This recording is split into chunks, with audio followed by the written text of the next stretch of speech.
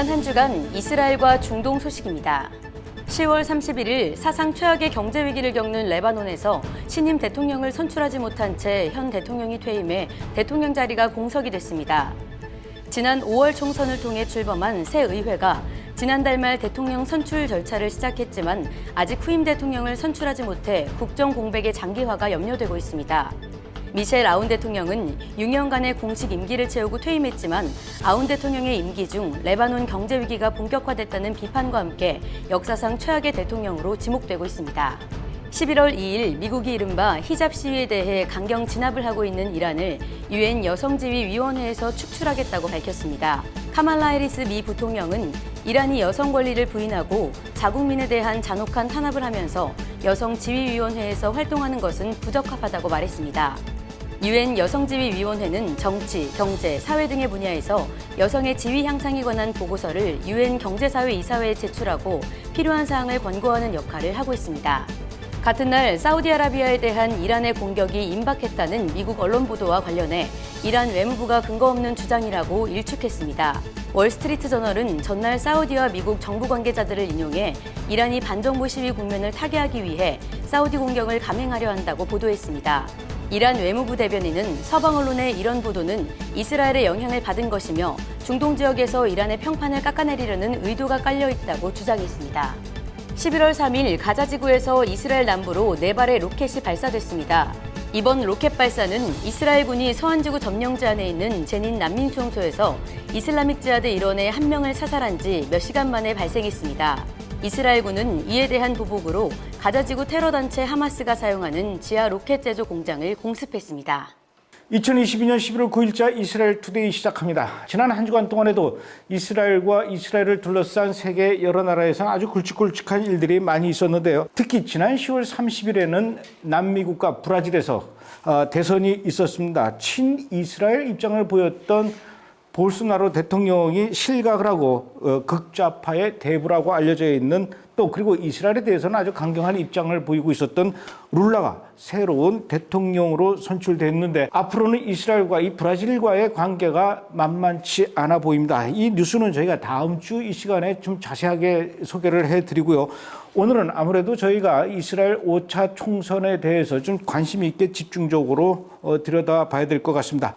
먼저 이스라엘 5차 총선 어떤 결과가 나왔는지 김소미 아나운서께서 자세하게 좀 설명을 해주시죠. 역대 최고 투표율로 치러진 이스라엘의 5차 총선에서 베냐민 네타냐후 리쿠드당 당수가 실각한 지 1년 6개월 만에 총리 자리를 탈환했습니다. 이스라엘 선거관리위원회는 네타냐후 우파 블록이 크네셋 전체 120석 중 과반을 넘는 64석을 차지했다고 밝혔는데요. 정당별 의석은 리쿠드당이 32석, 독실한 시오니즘이 14석, 샤스가 11석, 토라 유대주의 연합이 7석을 차지했습니다. 라피드 총리 대행이 이끄는 반 네타냐후 블록에서는 예시 아티드가 24석, 간츠 국방부 장관 주도의 국가통합당이 12석, 이스라엘 베이테누 6석, 아랍정당 라암이 5석, 노동당이 4석을 가져갔습니다. 이번 총선에서는 네타냐후 전 총리가 재집권할 수 있었던 1등 공신이자 독실한 시오니즘의 약진을 이끈 이타마르 벤 그비르가 이스라엘 정치권에서 태풍의 핵으로 급부상했습니다. 반면 라피드가 주도하는 연정내 고위 인사들은 이번 선거가 패배한 요인으로 라피드 총리의 자당에게만 유리한 이기적인 선거운동을 꼽으며 식인되지라는 혹평을 남겼습니다. 지난 11월 1일 날 이스라엘에서 치러진 5차 총선에 대해서 좀 자세히 분석을 해보겠는데요. 결국은 베냐민 네타냐후가 이끄는 우파 블록이 이제 승리를 했습니다. 이번에 베냐민 네타냐후를 중심으로 한 우파 블록 어떻게 이제 형성이 된 겁니까? 예, 이제 보통 이제 사회적 보수와 이제 종교적 유대주의, 그 다음에 세속적 보수주의 정당의 이제 연합체죠. 네타냐후 전 총리가 이끄는 리쿠당이 32석이고요. 독실한 시오니즘 정당이 14석, 그 다음에 초정통파 유대교 정당인 사스가 11석, 종교연합체인 토라 유대주의 연합 UTJ가 7석을 확보해서 총 64석을 해서 과반을 점했습니다. 베냐민 네타냐후가 당수로 있는 리쿠드당은 뭐 유명하니까 어떤 당인지 알겠는데 이번에 이제 갑자기 좀 등장한 것 같아요. 굉장히 낯선 그런 당 이름이 있습니다. 독실한 시오니즘 당 그리고 정통 유대인 샤스당. 샤스당은 얘기를 많이 들어봤어요. 근데 이 독실한 시오니즘 당이라는 거는 어떤 정체성을 갖고 있습니까? 그러니까 이제 정당을 조금 분류를 해보면요, 이제 리쿠드당 말씀하신 것처럼 이제 우리로 치면 국민의힘이죠. 약간 범보수 정당, 미국으로 치면 공화당, 세속주의 보수주의라고 볼 수 있고, 그러니까 말씀하신 이제 문제 그 시오니즘 정당, 독실한 시온주의 정당이 이번 선거에서 돌풍을 일으켰죠. 지난 총선 때는 6석에 비해서 이번에 14석을 획득해서 거의 2배수 이상 증가했고요. 그 원내 3당, 우파 연합에서는 제2당으로 이제 올라섰습니다. 근데 그 당의 대표로 있는 사람이 누구냐면 이타말 벤그비어라고 이제 네트냐후 블록 승리의 어떤 1등 공신 역할을 하고 있습니다. 독실한 시온주의 정당은 이제 외신들을 들여다보면 뉴욕타임스나 등 외신들은 그를 이제 극우로 낙인 찍고 있어요. 근데 이제 사실상 벤그리브가 지향하는 노선을 자세히 정강 정책을 들여다보면 유대인 정착촌 확대, LGBTQ 반대, 낙태 반대, 그다음에 테러 세력 섬멸, 치안 강화, 총기 합법화, 컨시오 캐리 합법화 등인데요. 이거를 이제 전 세계 이제 어떤 정치 철학적 관점을 보면은 미국으로 치면 마가 진영이에요. 공화당, 풀뿌리 공화당. 그러니까 이거를 갖다가 이스라엘로 치환해 보면 유대 공화주의라고 볼 수 있죠. 풀뿌리. 리쿠드는 약간 제도권 보수주의라고 한다면 이거는 이제 풀뿌리 동아 시민들이 이제 모여서 만든 정당이고 지지 베이스가 거기입니다. 근데 베냐민 네타냐후가 어떻게 이 벤 그비르라고 하는 사람이 이끄는 독실한 시오니즘 당하고 어떻게 이 연합할 생각을 했을까요? 연합이라기보다는 이제 이게 차후에 말씀드리겠지만 네트냐후는 이제 약간 큰 정치를 하시는 분이죠. 그러면 여기는 이제 약간 소규모 약간 섹트 하나의 이제 소규모 분파인데 노선이 비슷해요. 그러니까 네트냐후의 매운맛이라고 생각하시면 됩니다. 그러다 보니까 대놓고 이제 연합은 안 하고 그냥 서로 존중하면서 같이 가는 것이죠. 하여튼 이번 그 총선에서 그 약진을 했다 그래야 됩니까? 돌풍을 일으켰던 인물이 독실한 시오니즘 당의 당수 벤 그비르라고 하는 인물인데 잘 몰라요. 어떤 인물입니까? 그러니까 이제 성장기 때 이제 소시적에는 누구나 그렇지만 약간 질풍노도의 시기가 있지 않습니까? 근데 어떤 사람이냐면 이 사람이 극단적인 이제 유대 민족주의 행보를 보이고 있어요. 그러니까 약간 여기 노선에 반하는 사람한테 폭력도 행사하고 뭐 등등 했는데 그 배경을 보면 재밌어요. 왜 1987년 1차 인티파다를 경험하면서 어린 나이에 무력으로 나가서 싸우고 14세에 구금이 됐어요. 그러니까 좀 과격한 정당이 좀 카흐 정당에도 입당을 했고 거기서 청년 조직을 이끌었죠. 근데 이제 사람들이 그렇지만 성장하면서 철이 들지 않습니까? 그래서 변호사로 활동하면서 이제 제도권 원내 정치를 지향하면서 행보를 보여왔습니다. 근데 이런 그냥 약간 어떻게 보면 우리식 표현하면 약간 도라이 극우 인사로 취급할 수 있는 그런 정치적 운명이었는데 이 사람을 이제 중앙 정치 스테이지로 끌어낸 사람이 다름 아닌 라피드 극좌연정이에요. 왜냐하면 워낙 극좌연정이 그 구체적으로 말씀드리자면 그 라피드 극좌연정이 극단적인 친팔레스타인 행보를 하면서 IDF를 동원한 유대인 정착촌 폐쇄, 그다음에 에리아 C구역 포기, 그다음에 유대 사마리아 지역 내에서 팔레스타인 불법 건축물을 허가하면서 등등 친팔레스타인 행보를 보이다 보니까 유대인 그 정착촌 시민들이 엄청나게 고통을 당했거든요. 공격도 당하고 그런 것들이 이제 벤그리브라는 정치인을 갖다가 이제 소위 얘기하는 이제 전신외곽의 정치 지도자로 만들어줬죠. 그래서 이제 지금 어떻게 보면 이제 네트냐후 총리의 당선을 이제 견인한 그 파워하우스라고 볼 수 있습니다. 벤 그비르가 그 주장하는 것이 정착촌 철거 반대, 그러니까 정착촌을 더 이제 많이 늘리자 뭐 이런 쪽이고 중요한 것은 또 LGBT 이런 걸 또 반대를 하는. 앞으로 그럼 이스라엘에서도 굉장히 많은 변화가 일어날 것 같네요. 그러니까 이거는 뭐 당장 집행은 안 되지만 일단 노선으로서 이제 확대는 안 시키겠죠. 등등 그런 모습이 보일 것 같아요. 그런데 왜 이번에 그 총선에서 그 현재 있었던 라피드 정권이 이렇게 실패를 한 게 그 원인은 뭘까요? 그러니까 이제 앞서 말씀드린 것처럼 이제 팔레스타인 이국가 해법에 기반한 친팔레스타인 정책이 이제 이스라엘 국민들 굉장히 고롭게 만들었죠. 그래서 이제 팔레스타인발 테러 공화국으로 만들었고요. 그다음에 치안 불안, 안보 불안, 이란 핵, 지중해 영유권 포기, 뭐 풀뿌리 이슈인 유대인 정착점 철거 등 모든 사회 국권에 관한 모든 이슈에서 이제 이스라엘 국민들이 이제 피해를 받다 보니까 자연스럽게 이제 외면할 수밖에 없는 이유가 된 것 같습니다. 그렇게 모든 걸 포기하는 그 배경은 뭘까요? 어떤 정치 철학을 가지고 있기 때문에 그렇게 다 모든 걸 내놓는 겁니까? 라피드 같은 경우는 글로벌 레프트하고 같은 노선을 타고 있어요.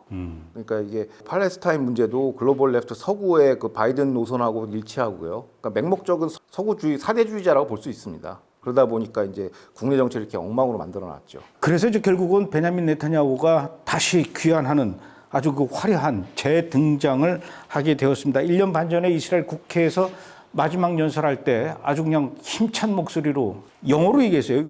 We'll be back soon. 한 템포 쉬었다가 순 그랬는데 저 순이 과연 어느 정도를 얘기할까 그랬는데 정말 1년 반 만에 돌아오는 이런 아주 거의 기적과 같은 일을 이번에 베냐민 네타냐후가 만들어냈는데 제가 보기에도 정말 불사조 같아요. 영화의 한 장면 주인공 같기도 하고. 베냐민 네타냐후 다시 봤습니다. 어떤 인물인지 좀 소개를 해주시죠. 참 어떻게 보면 좀 정치 드라마를 쓰라고 해도 이렇게 못 쓸 것 같은데 좀 신화적인 인물인 것 같아요. 그러니까 그 형이 이제 네타냐후 친형 요나탄이 1976년 이제 엔테베 작전에 투입돼가지고 목숨을 잃었고요. 그 동생인 이제 네타냐후 역시 이제 형을 본받아 특공대에 복무했는데 이제 거기에 대해서 형의 사망을 계기로 테러리즘에 대한 깊이 심도 있는 연구를 했죠. 어떻게 보면 자기 인생의 화두를 어린 시절에 발견을 했고요. 아버지가 대학 교수라서 미국에 건너가서 공부를 했는데 그러니까 군 생활을 하고서 이제 미국 가서 공부를 했는데 학부는 이제 MIT 건축학과를 나왔습니다. 그 다음에 대학원은 하버드 MBA를 나왔고요. 그 다음에 정계 입문은 1982년도에 이제 주미 이스라엘 부대사로 이제 입문했고요. 1988년 국회의원으로 최초로 당선됐고 96년에 46세의 총리가 됐습니다. 네타냐후 총리의 업적은 이제 젊은 시절에서 알 수 있듯이 이제 미국에서 활동했을 때 이제 주로 하버드 MBA 졸업하고 어디에 직장 생활을 했냐면 보스턴 컨설팅 그룹에서 일을 했어요. 그러니까 미국의 3대 이제 프리미어 컨설팅 회사가 있는데 그게 보스턴 컨설팅이랑 맥켄지 그다음에 베인 앤 컴퍼니인데요.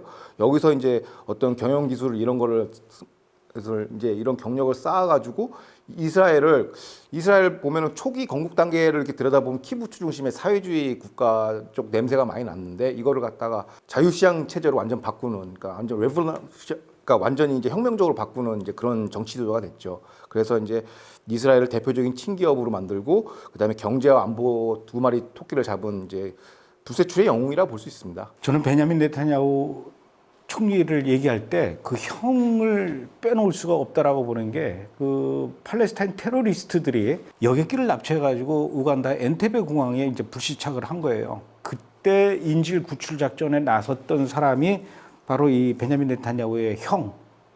이 형이 그 작전에서 장렬하게 전사를 하죠. 테러리스트한테. 그러니까 이 테러리스트한테 형을 잃었기 때문에 이 팔레스타인 테러리스트 문제 이런 것들은 도저히 눈뜨고 못 볼 정도로 아주 이런 폭력적인 거에 대해서 강경한 입장을 보였던 게 그 원인이 아닌가 이런 생각을 했는데 아주 굉장히 진짜 불세출의 영웅으로서 그 장기 총리직을 맡았었는데 1년 반 전에 결국 이제 다 임기를 못 채우고 쫓겨났어요. 그때 쫓겨난 이유는 뭐였습니까? 그 당시에는 요번 베네트 라피드 간치 연정이 붕괴된 이유가 이제 개별 정당 소속 의원들이 이탈 때문에 이제 해산이 된 거 아닙니까? 그때도 똑같았어요. 그러니까 네타냐후 블록 내 정파들이 이탈했죠. 그 당시 이제 간치 국방장관이랑 같이 이제 통합 정부를 구성했는데 뭐 이게 약속을 막 안 지켰다 해가지고 막 이렇게 그래서 깼어요. 뭐 유대인 그 정통파 유대인 군입대에 관한 정책 차이 뭐 이런 표면적 이유로 깼고 또 리쿠드당 당내 권력 투쟁으로 이제 거기서 빠져나온 이제 인사가 이제 현 연정에서 법무장관 했던 사르, 뭐 베네트 뭐 등등 이런 사람들이 또 보수 블락에서 이탈하고 나오면서 간치와 라피드 그다음에 람 정파랑 해가지고 이제 그 정권을 만들었죠. 그래서 이제 실각하고 이제 총리직에서 쫓겨난 배경이 됐습니다. 비리 문제도 있지 않았습니까? 그러니까 그거는 이제 비리 문제는 이제 언론에서 이제 펌프질한 거고 검찰 발 이제 조연 이제 언론에서 이제 홍보해 가서 했는데 비리 문제는 재판이 공개가 됐어요. 근데 그 증인들이 대부분 강압에 의해서 코어션에 의해서 이제 억지 증언을 했다는 게 드러났죠. 그래가지고 뭐 며칠씩 감금시켜가지고 이렇게 얘기해라 해가지고 이스라엘 검찰에 그 만행이 드러났죠. 이스라엘에서도 그런 일이 일어나는군요. 굉장히 심각한 것 같습니다. 이번에 이제 그러면 베냐민 네타냐후가 이제 총리로 다시 복귀를 하게 되면은 그렇게 되면 다시 이제 또 이스라엘 사회에 뭐 정치 문제, 뭐 외교 문제, 국내 문제 굉장히 많은 변화가 올 것 같은데 우선 이스라엘 국내 문제는 어떤 변화가 올 것 같습니까? 이제 앞서 말씀하신 내용이나 이제 연장선에서 이제 가장 급선무가 이제 폭증하는 테러 문제예요. 테러 진압인데 이 테러 문제가 간단치가 않아요. 기존의 테러와 좀 다른 게 뭐냐면 노세한 팔레스타인 수반 아바스가 있지 않습니까? 지금 이제 권력을 내려놔야 돼요. 승계 절차는 아니지만은 이제 후계 문제에 대해서 좀 골몰하고 있는데 온건파 팔레스타인과 강경부장 투쟁 세력 하마스의 대결 과정으로 봤지 않습니까? 그래서 이제 간츠 국방장관과 그 라피드 내각은 온건파를 강화해서 이제 이거 균형을 맞추자, 세력 균형을 무장정파라고. 그래서 이제 팔레스타인 당국한테 많은 유화책을 제공했죠. 근데 이 전략적 판단이 완전히 실패했습니다. 그 대표적인 반증이 지금 급증하는 테러리즘인데 이게 왜 그러냐면 아바스 후계를 놓고 팔레스타인 분파끼리 싸운 건 맞아요. 근데 지네들끼리 싸우는 게 아니라 경쟁 방식이 어떤 분파가 더 많은 유대인을 사살하는가가 차기 팔레스타인 지도자의 그 적통이라는 거예요. 그래서 지금 뭐 사자의 굴 등 다양한 테러리스트 분파들이 지금 막 튀어나오고 있거든요. 그리고 이스라엘 시민들에서 이제 총격을 가하고 테러를 가하고, 그러니까 요게 이제 완전히 실패했고 급증의 원인이 이겁니다. 테러 급증의 원인이. 그리고 설상가상으로 간츠가 유화책으로 유대와 사마리아에서 이제 작전을 벌이는 IDF 일부 작전권을 갖다가 팔레스타인 안보당국에 위임을 했어요. 근데 이 과정에서 13세 소녀가 이제 테러에 대한 상황을 했죠. 그러니까 이게 완전 이스라엘 국민들한테 이제 불을 붙인 겁니다. 그래서 네타냐후가 집권할 시에 군 통수권자가 IDF 작전 확대를 지시하면 가능한 것처럼 보이겠지만, 그러니까 작전 범위를 축소하는 게 이제 사법부의 역할이에요. 그러니까 판례를 통해서 축소하고 재판을 통해서 축소하고 이러다 보니까 IDF가 꼼짝달싹을 못하는 거예요. 그래서 이제 테러 이 사건이 자꾸 폭증하고 있는데 IDF의 그 작전의 자유권을 이제 지금 제약을 받고 있다. 그것인데 이제 그러려면은 가장 핵심이 뭐냐면 사법부 개혁을 먼저 해야 돼요. 제일 빨리 100일 이내에.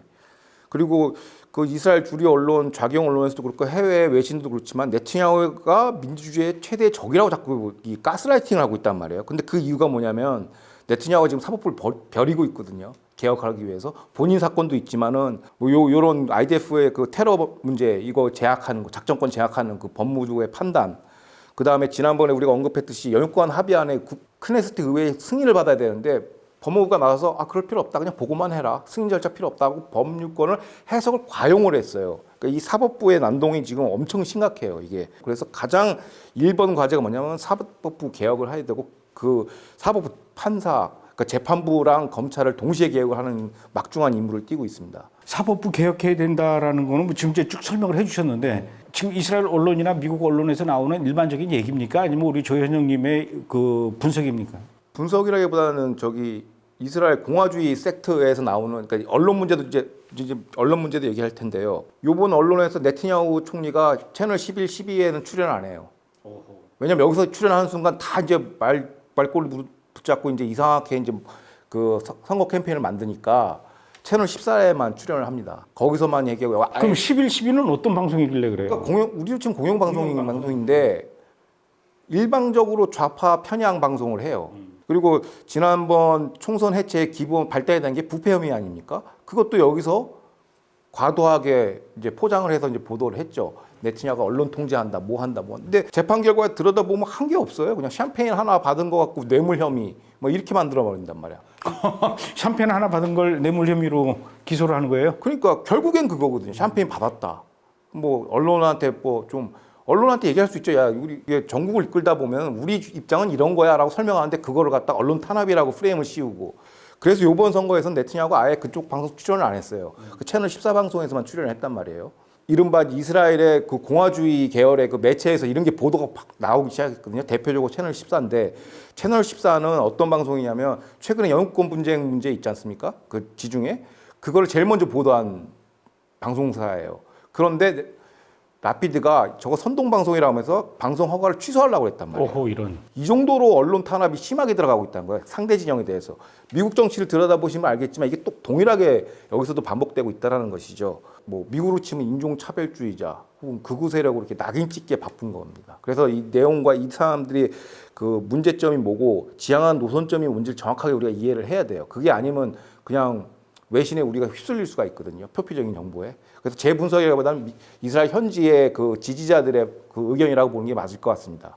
네타냐후가 이제 총리가 되면은 그 지금도 말씀하셨던 것처럼 그 팔레스타인을 향해서 좀 더 강경한 입장으로 이제 나올 것 같은데 팔레스타인 입장에서도 가만히 있지는 않을 것 같아요. 또 안 그래도 아바스 그 수반이 그 미 국무장관한테 쪼르르 달려가서 또 전화를 일렀어요. 네타냐후 극우 세력의 준동을 제어해달라고. 그러니까 조금만 기다려라. 블리컨 국무장관이 이렇게 얘기를 했다고 하고. 근데 내용을 들여다보면 사실 수개월째 이제 팔레스타인발 테러가 급증했는데 이를 진압하는 IDF를 견제해달라는 건 약간 좀 누가 봐도 친이스라엘 뭐 이거 다 떠나서 객관적으로 봐도 적반하장이죠. 그런가 하면은 이제 베냐민 네타냐후하고 미국의 조 바이든 대통령과의 관계가 좀 걱정이 돼요. 조 바이든 대통령은 그동안 이스라엘과 팔레스타인 문제를 대하는 입장에서 두 국가 해법을 강력하게 요구를 했었는데 베냐민 네타냐후는 사실은 그동안 그 예전의 행보를 봐서는 두 국가 해법을 강력하게 반대하는 그런 입장이었어요. 그렇게 되면 앞으로 이스라엘과 미국과의 관계 조금 복잡해지는 거 아닙니까? 그러니까 외신을 자세히 들여다보면요 맥락들이 이렇게 잡히거든요. 근데 바이든 행정부는 지금 네트냐후보다는 벤 그리비어가 더 골칫거리인 것 같아요.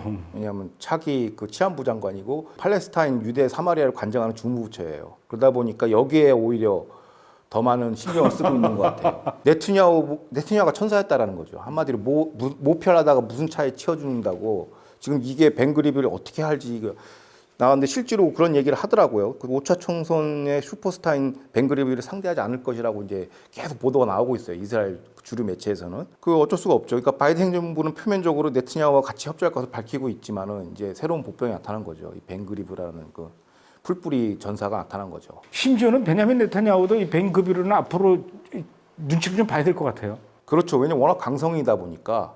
근데 저는 이걸 어떻게 보냐면 약간 투톱 체제라고 봐요. 네트냐후는 약간 좀 이게 큰 정치라는 지도자고, 이제 그러면은 기존에는 네트냐후가 다 온갖 그 십자포를 다 받았거든 공격을.